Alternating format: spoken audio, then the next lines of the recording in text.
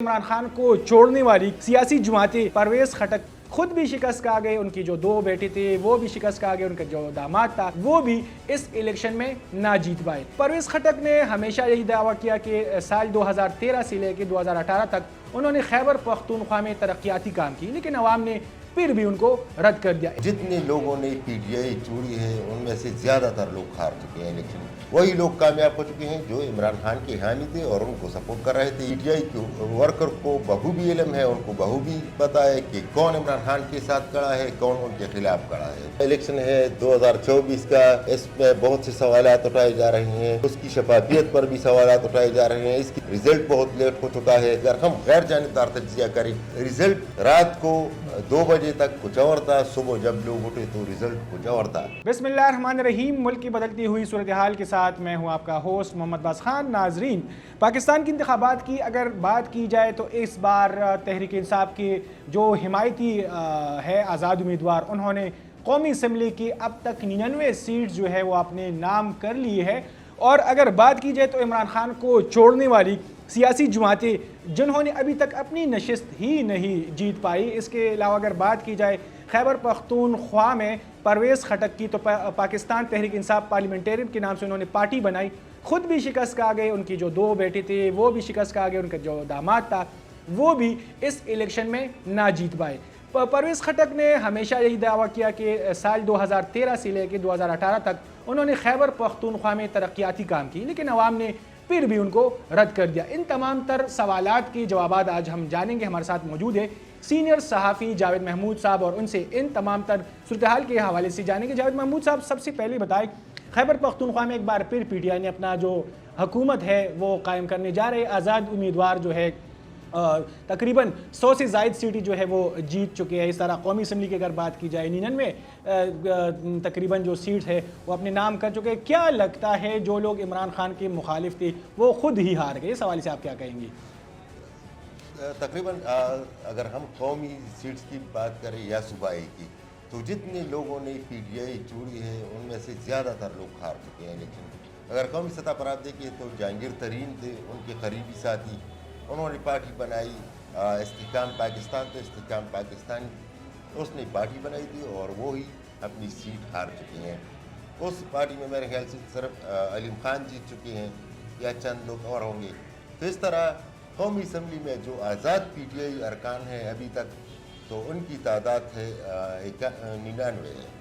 99 جو سیٹس ہے وہ جیت چکے ہیں آزاد پی ٹی آئی۔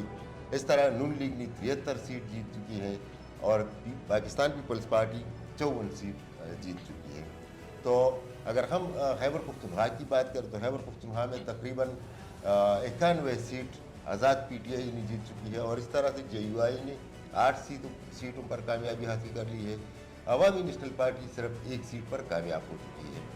تو پرویز خٹک کا جیسے آپ نے بات کی کہ پرویز خٹک یہ دعویٰ کر رہے تھے کہ وہ وزیر اعلیٰ ہوں گے اور ان کی حکومت بنے گی، اور انہوں نے جو پارٹی اپنی بنائی تھی تو وہ اکثریت میں آئے گی، اور یہی دعویٰ کر رہے تھے کہ صوبے میں جتنے ترقیاتی کام ہوئے ہیں وہ میرے دور میں ہوئے ہیں۔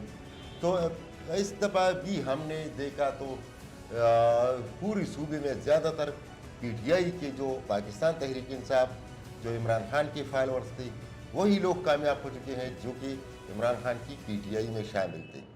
تو مسلسل میرے خیال سے 2 دفعہ یہ پہلے بھی حکومت کر چکے ہیں، اب بھی وہی لوگ کامیاب ہو چکے ہیں جو عمران خان کے حامی تھے اور ان کو سپورٹ کر رہے تھے، یا جنہوں نے ان کی تصاویر اپنے ساتھ لگا رکھی تھی تو وہی لوگ کامیاب ہو چکے ہیں۔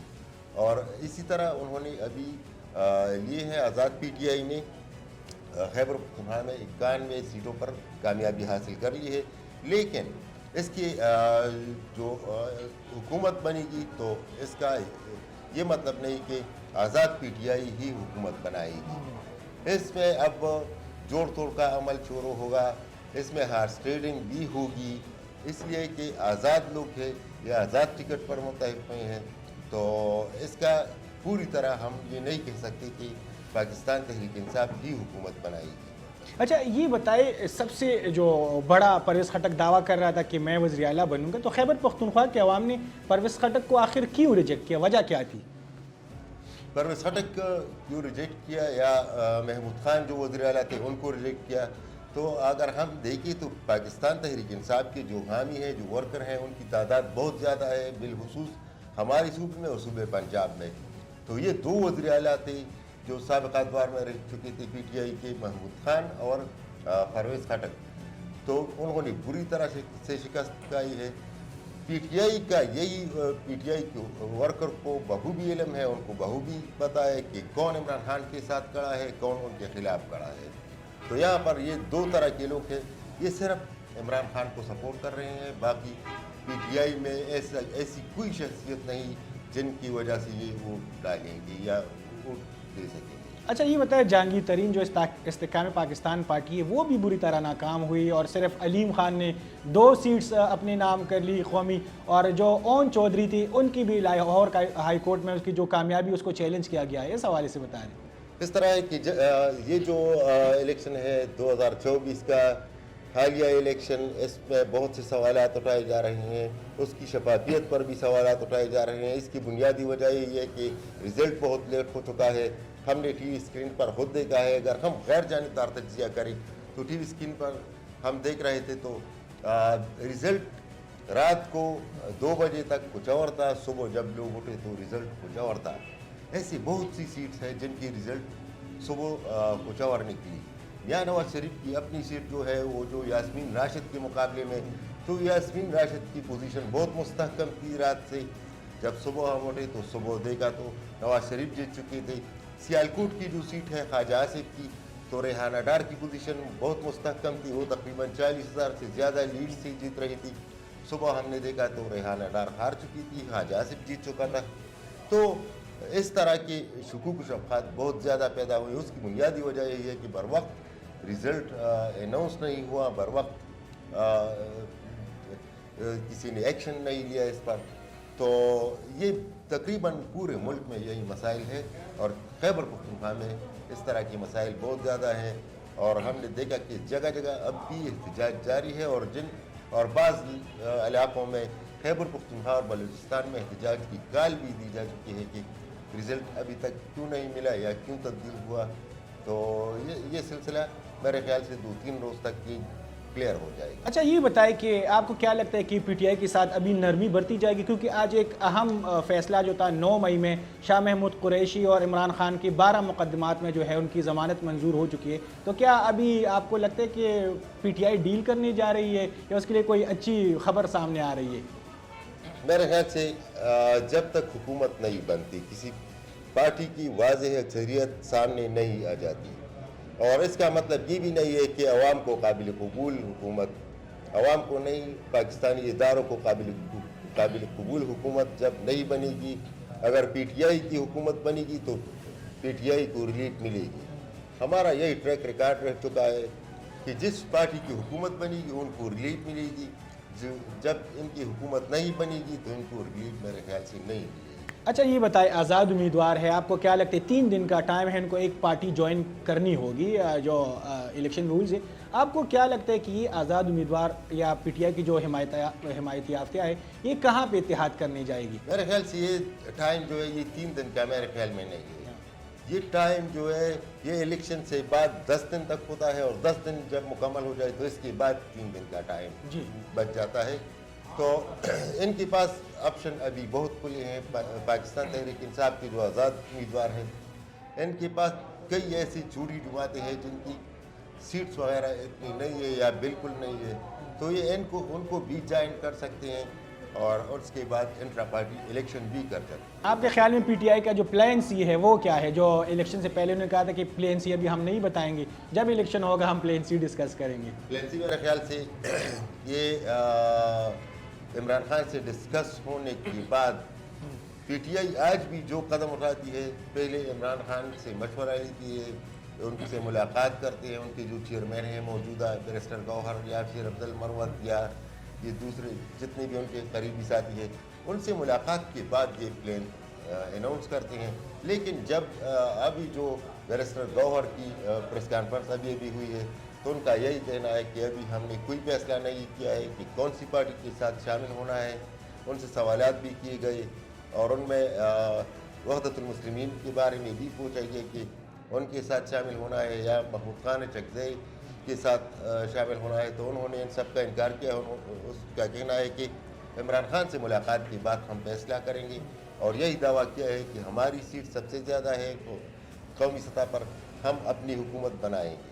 अच्छा, ये बताएं कि 2 दिन में वज़ीर आला का नाम भी सामने आ जाएगा, तो आपको क्या समझते हैं वज़ीर आला कौन होगा, किस पार्टी से होगा?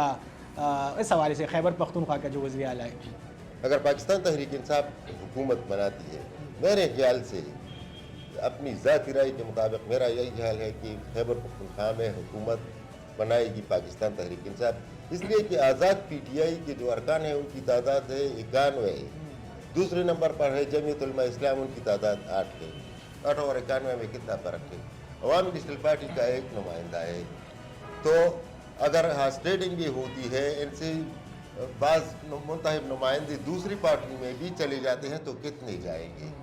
और इसमें मेरे ख्याल के मुताबिक ज़्यादातर वो नज़रियाती वर्कर हैं पाकिस्तान तहरीक इंसाफ और इमरान खान के, कि वो बेशतर अरकान जो है वो किसी हालत में इमरान खान को नहीं छोड़ेंगे, उनका साथ नहीं छोड़ेंगे, इसलिए कि उन्होंने जेलें काटी है, उन्होंने बुरे हालात में भी इमरान खान का साथ दिया है, तो अब किस तरह वो उनको छोड़ सकते हैं?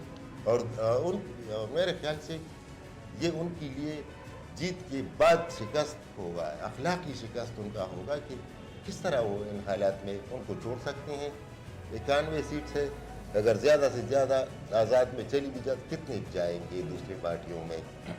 10, 15, 20 अगर चली भी जाए, तो फिर भी पाकिस्तान तहरीक इंसाफ की हुकूमत बनाएगी खैबर पख्तूनख्वा में। अच्छा, आखिरी सवाल, आपके ख्याल में ये जो 2024 का इलेक्शन था, ये फेयर इलेक्शन हुआ? और दूसरी बात, जो आज मोहसिन दावड़ पे हमला हुआ, वो ज़ख्मी हुए, कल सवात में वो वाक़या हुआ शांगले में, जिसमें से 4 से 5 अफराद जो है वो शहीद हुए, तो आपके ख्याल में ये इलेक्शन जो है ये बाकी इलेक्शन की निस्बत ज़्यादा फेयर हुआ, यानी इसमें भी धांधली के चांसेस थी? इस इलेक्शन को फेयर तो नहीं कहा जा सकता है। इस इलेक्शन में तो सबसे ज़्यादा मेरे ख्याल से धांधली हुई है, और इनका असल वजह यही है कि जब आप इतना रिजल्ट लेट करेंगे तो इन पर शुकूक शुबहात उठेंगे। तो फेयर शाप शफाफ इलेक्शन को मैं इनको नहीं समझ सकता। और दूसरी बात यह है कि शांगला में जो वाक़यात हुई, या अभी जो मोहसिन दावड़ पर हमला हुआ है, तो इनकी वजूहात भी यही है कि ये इदारों की नाकामी है। इदारों की नाकामी मैं इसलिए समझता हूँ कि उन पर हमला क्यों हुआ। हमला इसलिए उन पर हुआ कि वो एहतजाज के लिए लोग निकले थे। शांगला में भी यही हुआ। इसकी जिम्मेदारी भी उन लोगों पर आयद होती है जिनकी वजह से ये लोग एहतजाज के लिए निकले हैं। ये लोग क्यों एहतजाज पर मजबूर हुए? अगर आप पर वक्त इंतखाबात का रिज़ल्ट अनाउंस कर दें तो ये मसले पैदा नहीं होते। बहुत शुक्रिया। तो नाज़रीन, ये थे जावेद महमूद साहब, आपने उसकी राय सुनी। जो लोग इमरान खान को छोड़ के गए थे, उन्होंने अपनी एक ही नशिस्त जो है वो ना जीत पाए। और खैबर पख्तूनख्वा की अगर बात की जाए, और बैरिस्टर गौहर साहब ने भी प्रेस कॉन्फ्रेंस में बताया कि 2 दिन में वो खैबर पख्तूनख्वा की वज़ीर आला का नाम जो है वो अनाउंस करेंगे।